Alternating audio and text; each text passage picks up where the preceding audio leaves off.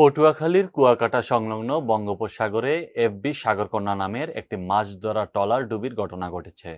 গত বৃহস্পতিবার সকালে আব্দুর রশিদ মাঝি 15 জন জেলে সহ মহিপুর থেকে ওই ট্রলারটি নিয়ে গভীর সাগরে যায়। শুক্রবার সকাল 10টার দিকে বঙ্গোপসাগরে শেষ বয়ার 75 কিলোমিটার গভীরে পৌঁছে জাল ফেলার পর হঠাৎ একটি ঝড় ও উত্তাল ঢেউয়ের তাণ্ডবে তাদের ট্রলারটি দুমড়ে মুচড়ে গিয়ে ডুবে যায়। মঙ্গলবার ভোর রাতে আহত জেলেদের কলাপাড়া হাসপাতালে ভর্তি করা হয়।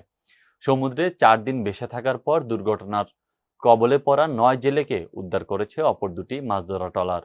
নিখোঁজ রয়েছে আব্দুর রশিদ, নজরুল ইসলাম, রফিক, ইদ্রিস, হারুন ও কালাম নামের 6 জেলে। মহিপুর থানার ওসি মাহমুদ হাসান বলেন, গত 26 জুলাই ট্রলার মালিক কিশোর হাওলাদার জেলে নিখোঁজ উল্লেখ করে একটি সাধারণ ডায়েরি করেছেন। আমরা নিখোঁজ 6 জেলের সন্ধানের চেষ্টা চালাচ্ছি।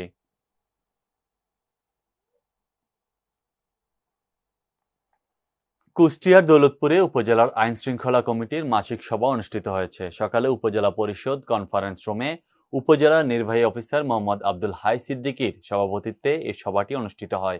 এ সময় দৌলতপুর থানা অফিসার ইনচার্জ মোহাম্মদ সুলাইমান শেখ, উপজেলা কৃষি কর্মকর্তা মোহাম্মদ নুরুল ইসলাম, উপজেলা প্রকৌশলী আশরাফুল ইসলাম পলক, উপজেলা স্বাস্থ্য ও পরিবার পরিকল্পনা কর্মকর্তা মোহাম্মদ তৌহিদুল হাসান তুহিন, দৌলতপুর সেনা ক্যাম্পের ওয়ারেন্ট অফিসার একলাসুর রহমান, বিজিবি কোম্পানির কমান্ডার মুজিবুর রহমান সহ বিভিন্ন দপ্তরের কর্মকর্তা, ইউনিয়ন পরিষদের চেয়ারম্যান ও গণমাধ্যম কর্মীরা উপস্থিত ছিলেন।